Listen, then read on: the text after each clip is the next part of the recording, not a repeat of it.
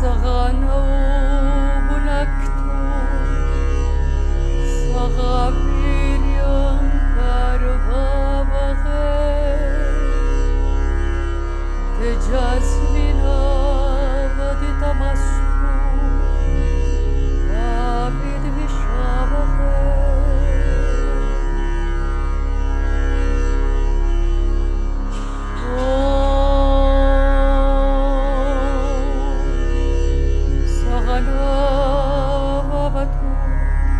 Sarano bunaktu, Saraviryan karvavare, Tejasvina vaditamastu, David vishavare.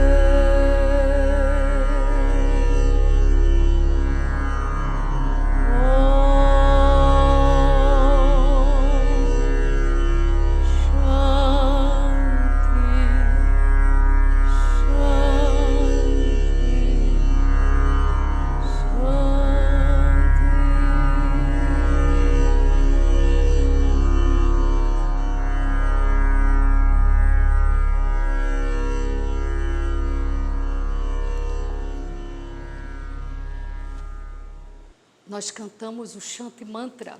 Aqui está em sânscrito e a tradução, para quem quiser ler. Uma palestra sobre música, uma conversa, né? Sobre música, não pode faltar música, né? E aquela música de preferência mais sagrada, mais profunda. O que eu vou falar aqui com vocês hoje são minhas percepções, resultados da minha vivência como musicista nessa minha trajetória de vida, desde criança envolvida com música, desde muito jovem estudando música e desde uma jovem adulta trabalhando com música. E aliada essa vivência, essa percepção aliada aos estudos que nós temos feito, eu e o Ney, dessa parte, desse lado mais sagrado, mais oculto e esotérico que essa arte maravilhosa tem e que a gente muitas vezes não se atém a isso. Então, sempre que tiver alguma coisa que for minha percepção mais, eu vou falar. E no final tem um pouco da bibliografia onde eu pesquisei muitas das coisas que eu vou falar aqui para vocês. Tá bom?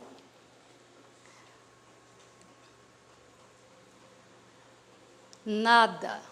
Nada é uma palavra em sânscrito, que significa o poder oculto no som, a vibração primária, fundamental e todo abarcante, a partir da qual todas as outras vibrações no universo manifestado são constituídas. Eu tirei isso do Gayatri, do Taimini. E então eu achei que era muito adequado ao que eu queria falar. Esse título, falar um pouco desse poder curativo, desse poder de transmutação, de transformação que a música traz para a gente. O Pranava Om, ou Aum, é a palavra de poder. Toda criação é resultado da palavra criadora ecoada pela divindade. Om. Esta palavra representa o todo universal visível. Sua explicação é a seguinte: tudo quanto ocorreu, está ocorrendo e ocorrerá. Em verdade, tudo isso é o som Om. E o que está além desses três estados do mundo temporal, isso também, na verdade, é o som Om. Isso está no Mandukya Upanishad, que é uma parte dos Upanishads que trata apenas disso, do som Om. Então, a partir daí, usando a lei de correspondência, essa lei hermética, imutável, que rege, junto com as outras 6 leis, tudo que nós conhecemos, se tudo está em cima como embaixo, então a música que nós temos aqui na Terra, ela é o reflexo do que está lá em cima. Às vezes, ela não é, mas ela pode ser. Então, a gente tem usado muito a lei de correspondência, a lei de vibração, para entender um pouco essa profundidade que a música tem.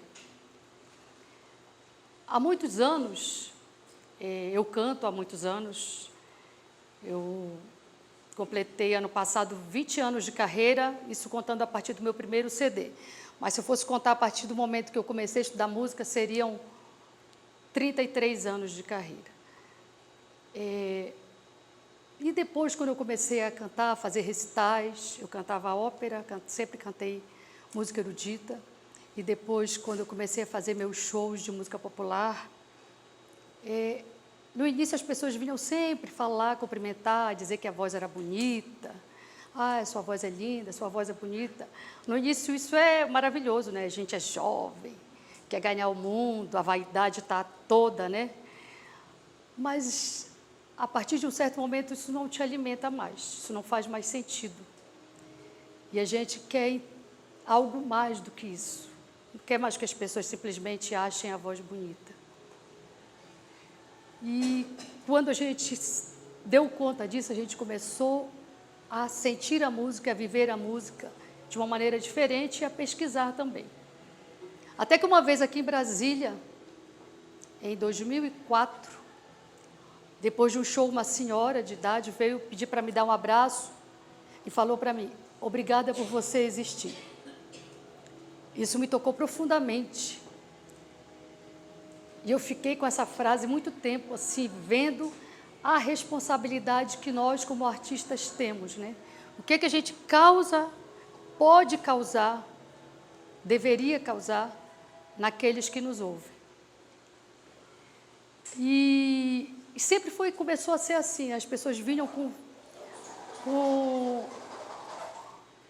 com essa emoção, com essas percepções muito fortes depois do show.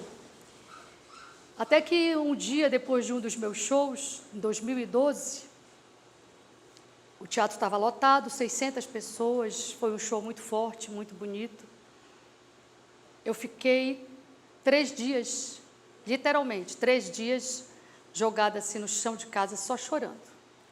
Eu não tinha vontade de comer, eu não tinha vontade de dormir, eu não tinha vontade de fazer nada, nada tinha sentido. Nada mais tinha sentido. E aquilo marcou profundamente a gente quis tentar entender o que é isso que tinha acontecido, né? E fomos observando, fomos conversando, sentindo. E depois que comecei a estudar teosofia, há 2 anos nós estudamos todos os dias, a gente vem estudando muito. E eu encontrei ali, muitas coisas fizeram sentido para mim e eu entendi o que é que acontecia, por que eu vivia aquilo. No momento que a gente está no palco, eu sempre sentia isso e não entendia por quê. No palco, eu me sinto assim, que eu sou maravilhosa, que eu sou melhor, não melhor do que vocês, melhor do que eu, melhor do que a Sabá. Eu me sinto especial, eu sinto que eu posso tudo.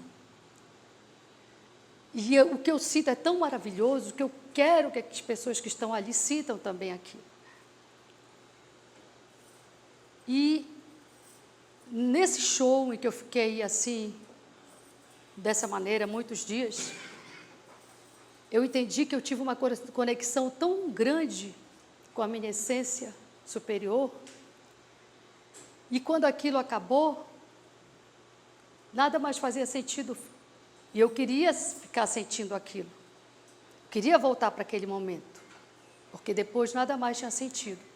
E aí eu entendi por que as pessoas que nos ouviam, que nos ouvem, né, vêm e falam essas coisas para a gente. Porque nós somos uma unidade. Não, essa separatividade aqui, ela é ilusória, né? Nós somos uma coisa só. No momento em que eu não uso a música como meu instrumento, mas que eu me permito ser um instrumento dela, eu deixo ela me usar, quando eu deixo a minha alma vir, quando eu derramo a minha alma no palco, eu abro uma conexão com o meu eu superior. E se nós somos uma unidade, eu chego a cada um daqueles que estão ali, que também estão abertos para isso. Por isso que as pessoas sentem essas coisas, porque a gente se encontra. E quando eu entendi isso, aí foi maravilhoso para a gente, porque a gente entendeu realmente o que é fazer música, o porquê de fazer música, né? E continuando, aí eu queria saber, eu queria 3 pessoas para falarem para mim de uma definição que é a música para vocês. Alguém quer falar? O Edmar, que gosta tanto de ouvir música, ouve música todos os dias. Conexão. Alguém mais? O que é música? Para ti. Tudo está aí, catarse, êxtase, feliz. Muita coisa. Catarse, êxtase. A música ela é muita coisa, né? E como para cada um vai ser algo bem diferente do que para outra pessoa. Tem pessoas que falam coisas que a gente nunca ouviu, nunca espera, né? E sentimento e memória. Que sentimentos e memória a música desperta?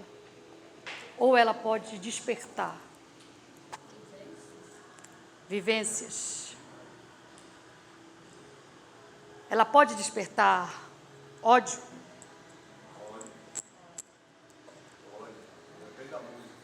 Pode despertar amor, né? E pode despertar memórias, memórias muito antigas mesmo. Isso vai depender muito também do gênero musical.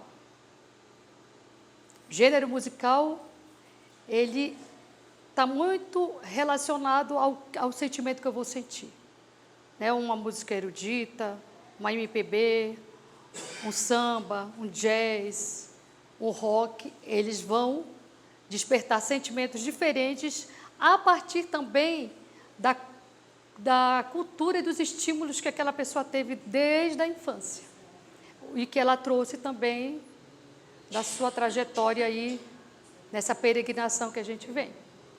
Então, o gênero também está relacionado à questão da memória de vivências. E o que a gente vai sentir em relação a eles também está relacionado a isso. A música ela pode ser objetiva e subjetiva. Isso já é uma percepção minha. Para mim, a música, a objetividade da música está ali na partitura. O compositor escreveu a música, colocou ela na partitura. Ali, ela não existe de fato. Ela só vai existir de fato a partir do momento que o intérprete tome aquela partitura e execute o que está escrito. E esse som, a sonoridade que vai resultar dessa execução, depende muito desse instrumento que está executando. Não só o instrumento musical, mas o instrumento, porque o instrumento musical não é só o piano, ou a flauta, ou o violão. O músico que está tocando também é um instrumento. Um é a extensão do outro. A voz sou eu inteira. Então, aí para mim ali é a matéria. A música na partitura é a matéria. A subjetividade da música vem a partir disso, dessa interpretação. Quando eu tiro a música da partitura, tanto que se você for ouvir um concerto para piano ou uma sonata para violino, executado por um intérprete, vai ter uma emoção, vai executado por outro intérprete, vai ter outra emoção, vai ter outra sonoridade. Apesar de eles estarem seguindo a partitura da maneira que está ali, mas vai mudar. Vai mudar o que eu vou ouvir de acordo com aquele que executa. E aí, para mim, essa parte é a parte espiritual da música. A parte objetiva e subjetiva seria a matéria e o espírito.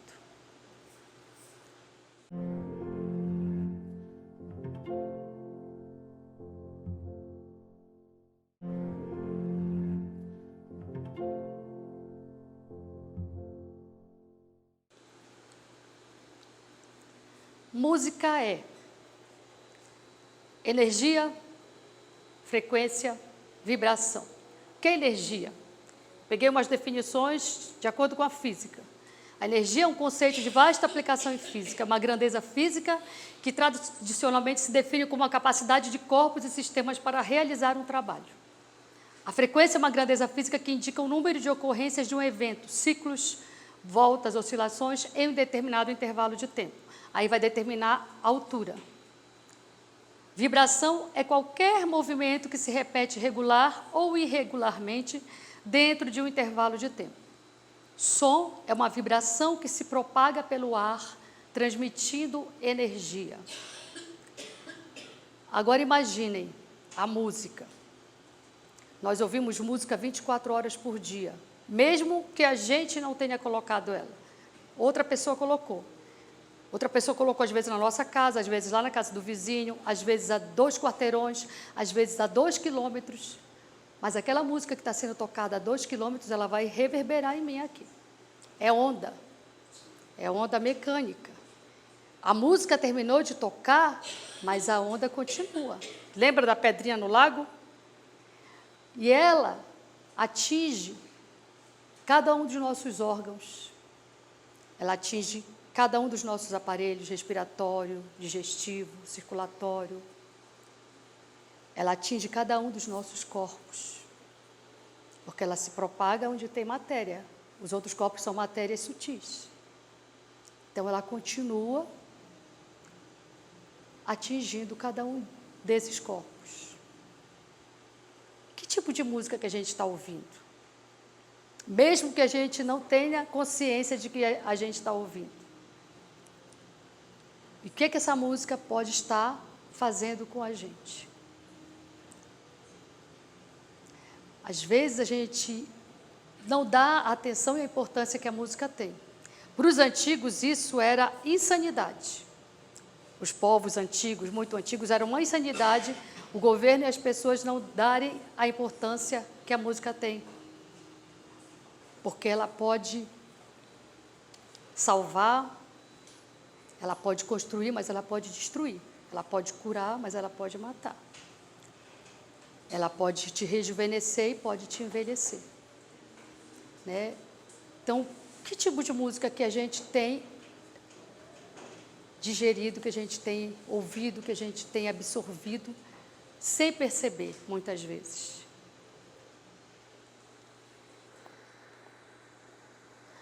A música é a mais divina e espiritual das artes. Isso está na carta 85, do volume 2 das Cartas dos Mahatmas. Mestre Kuthumi fala isso. Na escola pitagórica, onde Pitágoras trouxe o conceito da música das esferas, a música é o melhor meio para purificarmos a alma. A música das esferas é o som cósmico, resultado da vibração dos corpos celestes, um em sintonia com o outro. Na história, se nós estudarmos profundamente, China antiga, no Egito, na Índia, na Grécia, os árabes, mesopotâmios, todos eles têm a música como algo essencial, fundamental na vida. Eles seguiam esse axioma, como na música, assim na vida, que seria um paralelo ao assim em cima como embaixo. Então, para eles, de acordo com a música, estaria a vida daquele povo. De acordo com a música que ele faz, de acordo com a música que ele ouve, ele teria uma vida proporcional àquele som, àquela música. Então, para eles, a música sempre estava em primeiro plano. Aristóteles, na Grécia Antiga, tem o trivium e o quadrivium. A música faz parte. O quadrivium era geometria, matemática,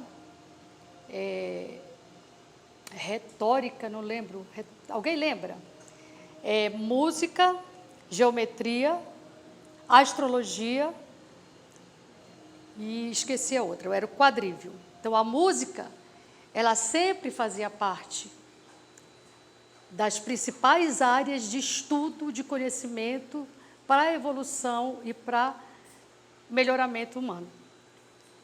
A musicoterapia que a gente tem hoje em dia, né, do início do século XX para cá, ela foi tendo um embasamento científico, foi se tornando, agora ela é uma área da medicina.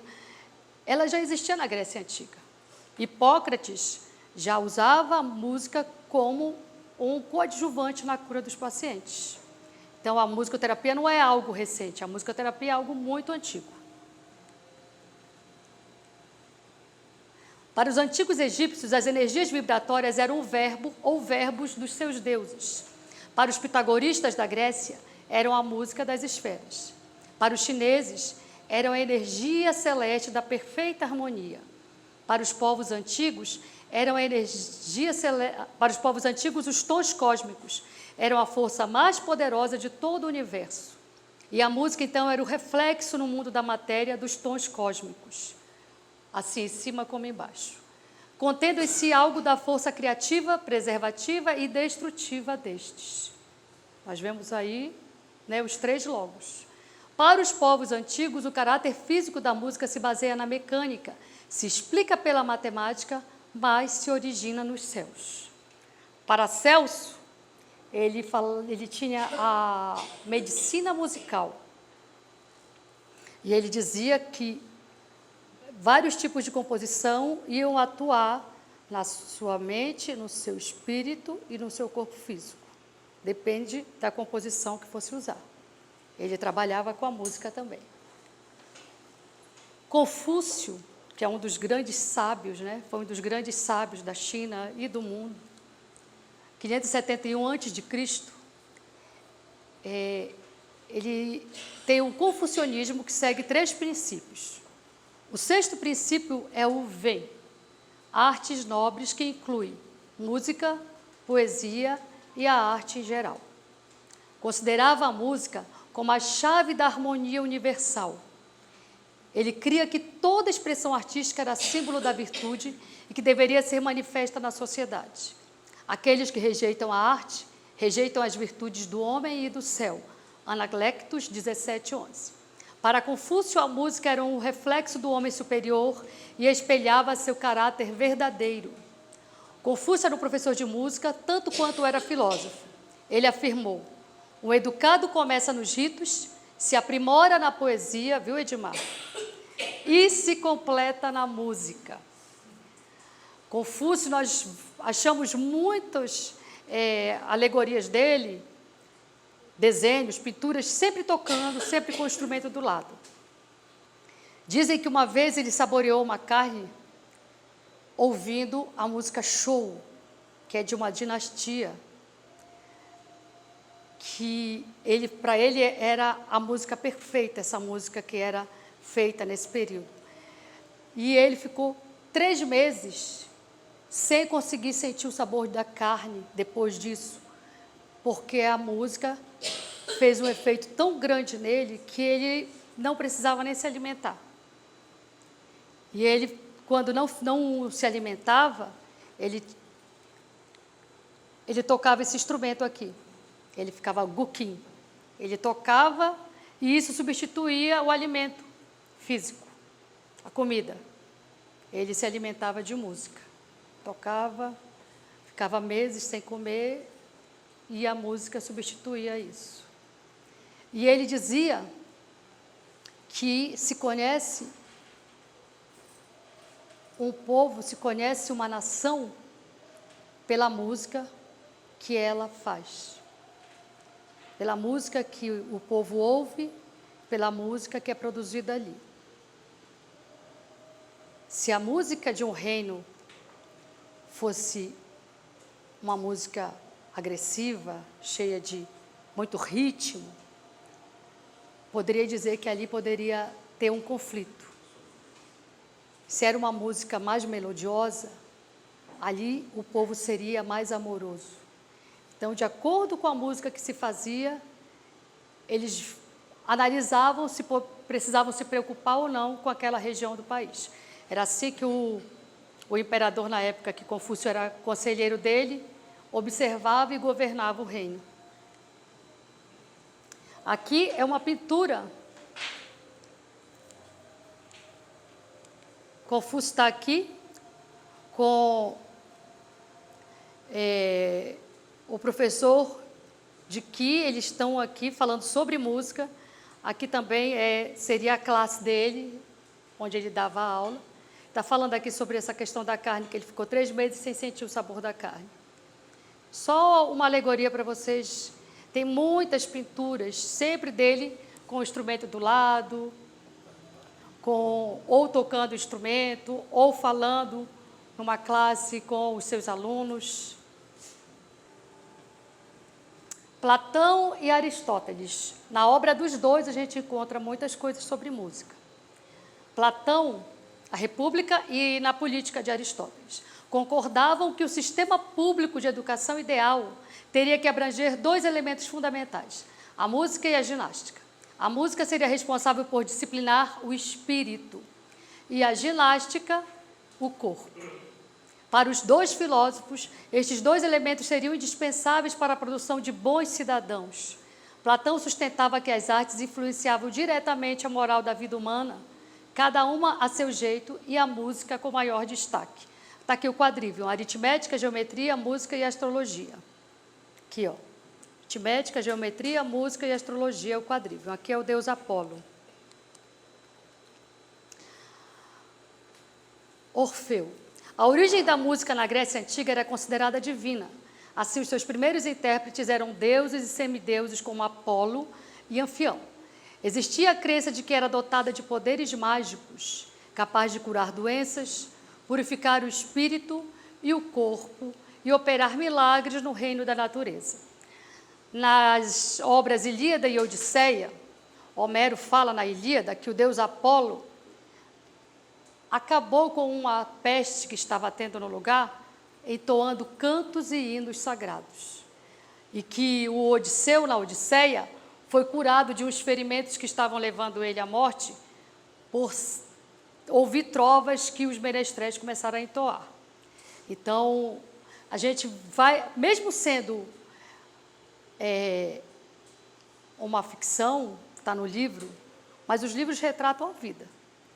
Principalmente esses livros antigos, históricos, a gente fica sabendo como eram esses povos através da literatura que a gente tem, dos grandes escritores.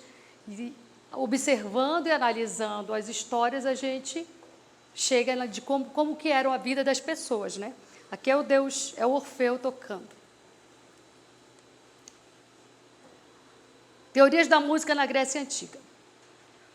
Eram de 2 tipos: doutrinas sobre a natureza da música, o seu lugar no cosmos, os seus efeitos e a forma conveniente de a usar na sociedade. Descrições sistemáticas dos modelos e materiais da composição musical.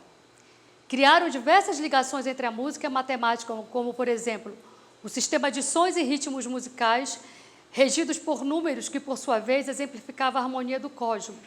A astronomia também possuía ligação com a música, chamada música das esferas.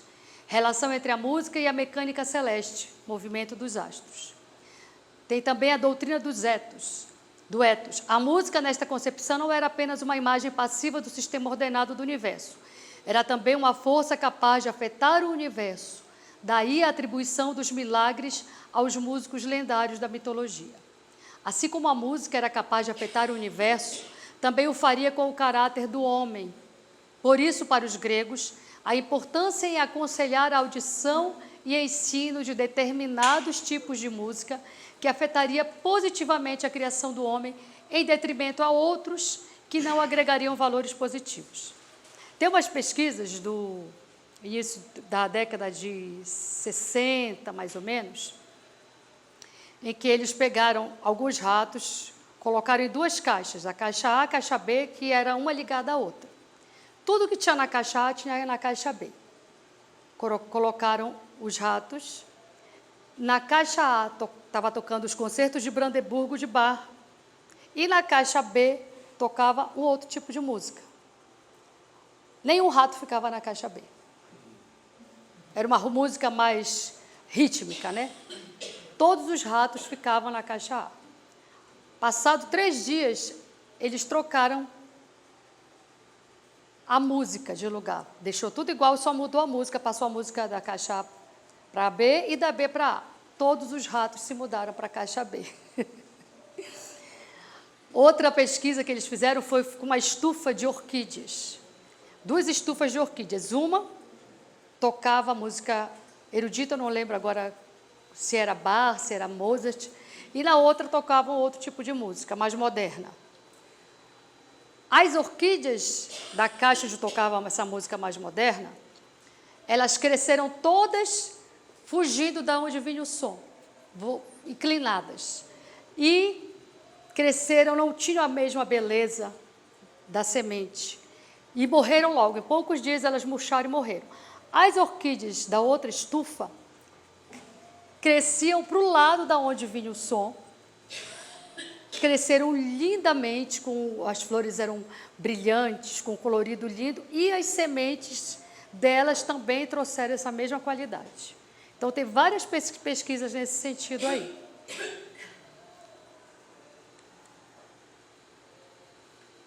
Agora a gente vai falar um pouco da Hildegard von Bingen. Só que antes de falar, eu vou cantar.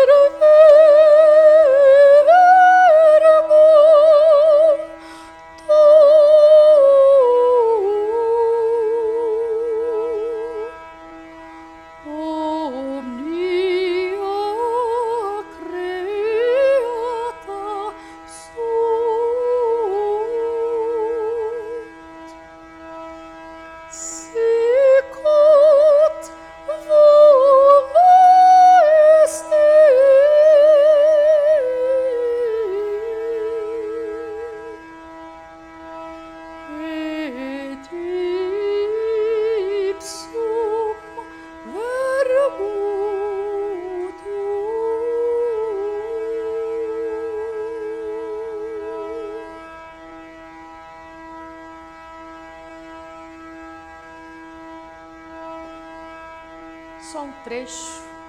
O vis eternitatis. Hildegard von Bingen foi uma grande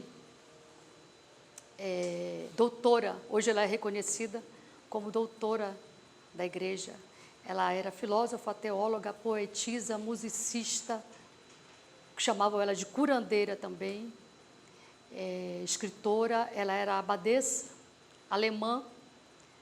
Desde muito cedo ela tinha momentos, visões. Tem até um filme dela sobre a vida dela no YouTube. No filme mostra ela que ela ficava dias no estado de samadhi profundo. Eles achavam no início que ela tinha morrido, aí depois ela voltava, e isso se repetiu durante a vida dela. Mas em estudos que tem sobre ela, né, fala que, na verdade, essas visões ela tinha acordada. Ela conta isso, tem alguns livros dela, e ela conta como é que... Tanto que, na época, as visões que ela trazia, as coisas que ela falava, eram tão profundas e fortes que o Papa, ela era uma mulher, para uma mulher receber isso na época era muito, muito difícil. O Papa deu autorização para ela escrever o livro, para ela colocar todas as visões dela no livro e divulgar. E ela tinha um cuidado com as pessoas, e ela tratava as pessoas com plantas. Foi uma das que desenvolveu muito o trabalho de cura, de tratamento do corpo físico com as plantas. Só que ela aliava ao tratamento espiritual através da música. Ela dava os chás, né, para os doentes tomarem, e sempre alguém tocando as músicas que ela compunha, acompanhada da lira, e cantava as músicas na sala, no quarto onde ficavam os doentes. Então, ela foi uma das primeiras pessoas também nessa época, na Idade Média, apesar de todo o perigo que havia na época de se fazer isso, ela fez, e ela deixou um legado maravilhoso para a humanidade. Infelizmente, ela não é muito conhecida, mas se vocês forem buscar, tem muita coisa, tem muitos estudos, dissertações, teses, livros sobre o trabalho dela, sobre a vida dela. Hildegard von Bingen. Essa peça é uma composição dela. E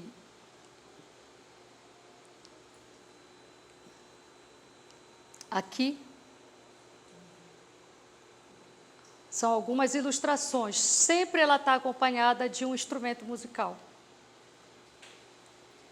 O trabalho dela está muito voltado para a música, para a poesia, os escritos e para essa pesquisa com as plantas medicinais.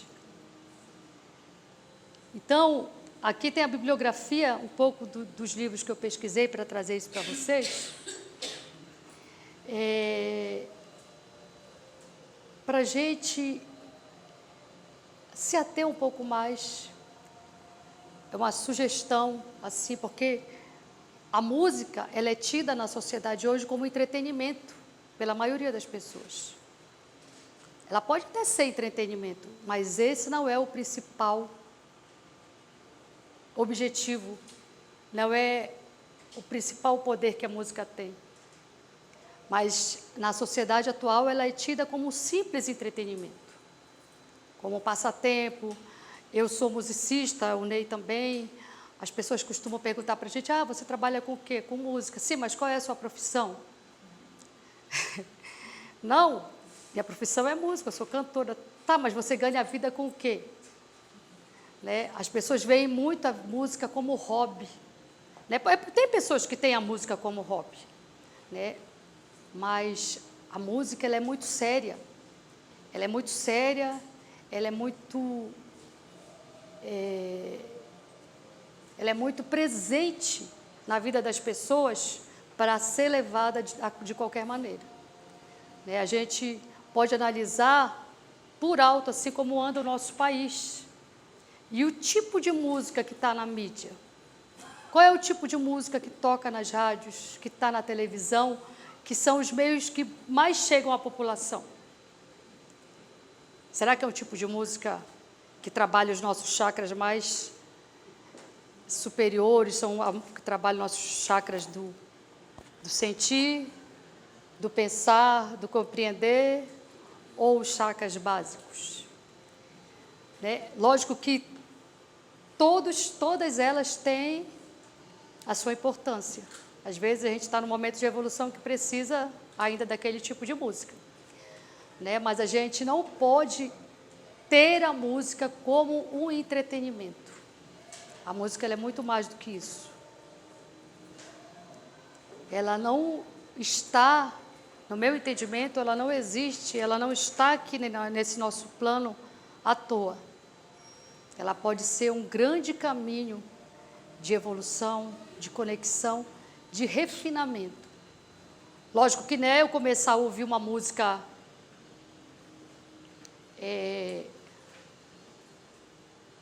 outro tipo de música hoje que eu vou conseguir esse refinamento daqui para o mês que vem. Né? É algo que a gente vai lapidando. Né? A gente vai lapidando o nosso espírito com o que a gente come, os tipos de alimento que a gente tem. Não só o alimento para o nosso corpo físico, mas o alimento para a nossa mente, o alimento para o nosso espírito, o que a gente lê, o que a gente ouve.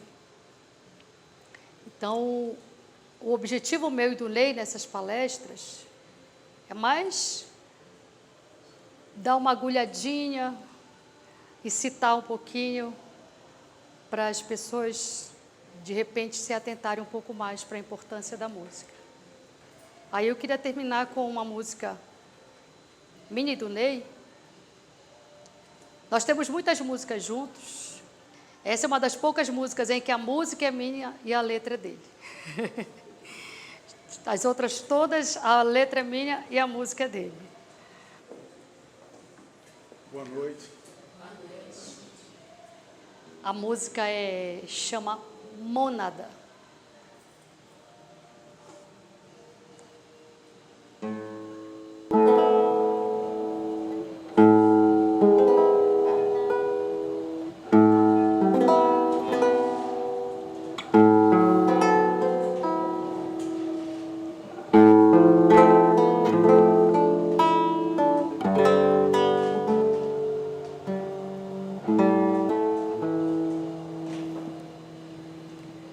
Cristais,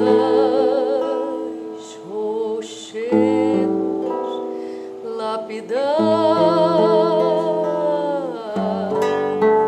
semear, primaverar, adocicar,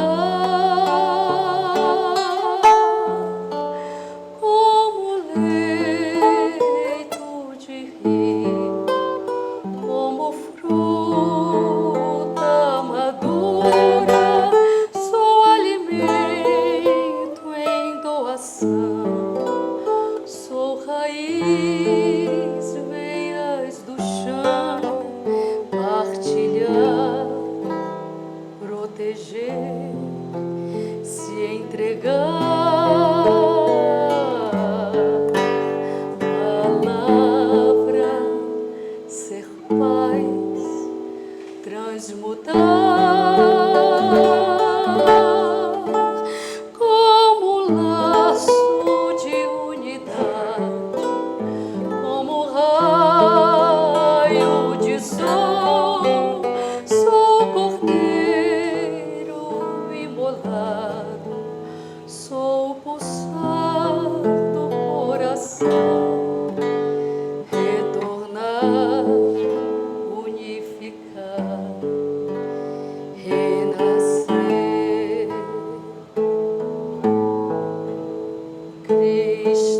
Cristais, rochedos, lapidar, semear, primaverar, adocicar, como leito de rio, como fruta madura, sou alimento em doação, sou raiz, veias do chão, partilhar, proteger, se entregar.